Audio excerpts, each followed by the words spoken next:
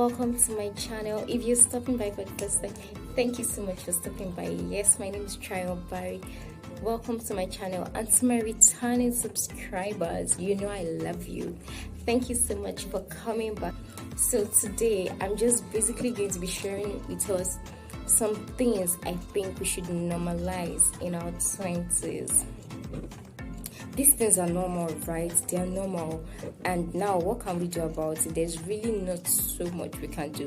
We just have to find our ways around them. So yeah, our 20s, we all know our 20s is that time of transition, is that time of significant growth.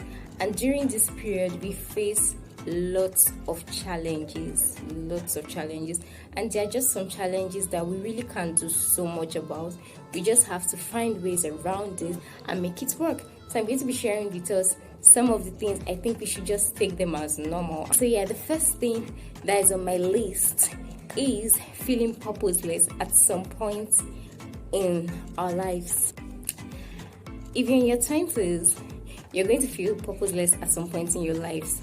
And now let me tell you some signs that, when you see this, you know that you're really feeling that way. If you don't feel fulfilled at your job, if you don't feel fulfilled with your daily life, if you're getting bored with your normal day-to-day life, if you feel envious when you see people that it looks like they have their life all figured out, if you're stuck in your job, if you're stuck in your relationship, my dear, you're going through this phase, and it's really normal. Like, when I mean it's normal, it is normal.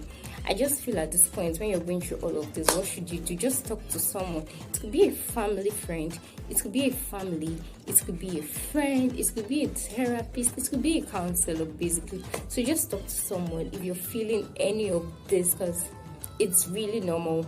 The next tip that I have for you is feeling indecisive. Our 20s is that time where we are going to have lots of decisions to make, decisions about relationships, where to live, career paths to follow, who to marry. There are just so many decisions that we have to make at this point in our lives. And at this point, you can be really confused because you have this. It's just a lot, so you can be really confused at this point. See, let me tell you guys something. That's why it's really good whenever you're going through this phase of confusion, purposelessness, just talk to God, right? Like, there's just something about you speaking to God about, you feel this way. You feel like you just came to earth and you don't really know where you're going. You don't really know what you're doing, right? Just talk to Him about it. He would lead you to what is your purpose. You're scared of making the wrong decision. You're scared of making the wrong decision because you're scared, what will people say? I don't want to fail people. I don't want to this. I don't want to that. The third one that I have for you is you're scared. You want to follow a particular path. You have a particular path that is set out for you, and you feel you have to follow that path. If you don't follow that path, you have what you feel you should do, but then you have this path that everybody looks up to you that, you should do this. Everybody wants you to do this, and you just have to follow that particular path. You're going to feel this way too. If you're overthinking, what you should do is whatever option you want to, whatever option you're thinking of, I think I want to do this. Weigh it, look at the good side of it, look at the bad side, look at the pros and the cons of it, right? Look at the pros and the cons of it and weigh them. Is it worth it? If it's worth it, then yes, you can give it a try. Then the next thing that I have to tell you is look at your goals. Look at your vision. Be clear on your goals and vision. The goal and the vision that you have for your life. Be clear on it and use it to judge those options that you have. Your goal and your vision. Use your goal and your vision. Let it guide you into picking what you want. The tip that I have for you is to seek advice. Seek advice from friends, family. Just seek advice from people. Hearing people would also help you. You may not know, they might just have the solution to what you're looking for. So just seek advice from people, right? Seek advice from people. And when you seek advice from people, what they might tell you might just be what you need at that point. The next tip that I have for you is to know that no matter the decision that you make, no matter the decision that you make. It's normal for people to make mistakes, and trust me, when you make mistakes, own your mistakes, right? Learn from them and move on. If you get it wrong, just learn to be kind to yourself, right? You've made a mistake, just learn from it and move on. Okay, so be compassionate to yourself. Next thing that I have to tell you is that at this point in your life, you're going to be anxious about the future. You're going to be anxious about the future. You're going to be, if you find yourself, you're going to be so scared about the future because you have a lot of decisions to make, and from making these decisions are either going to lead you to the bad or the good.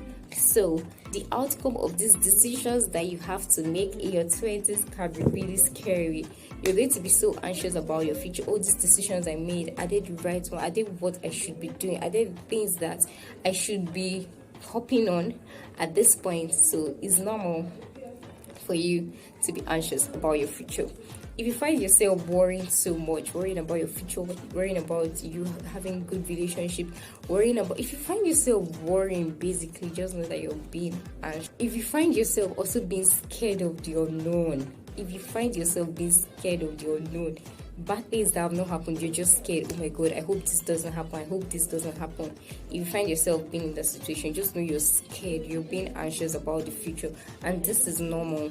I feel when you're going through this phase, what you should do is talk to people, right? Like I said before, talk to people, focus on what you can control.